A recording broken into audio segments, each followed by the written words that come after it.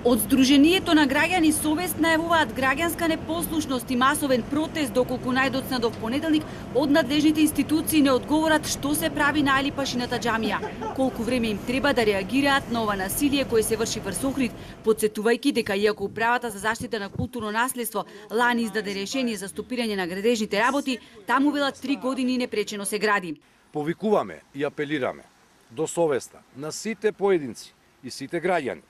да не дозволиме космополитизмот на Охрид,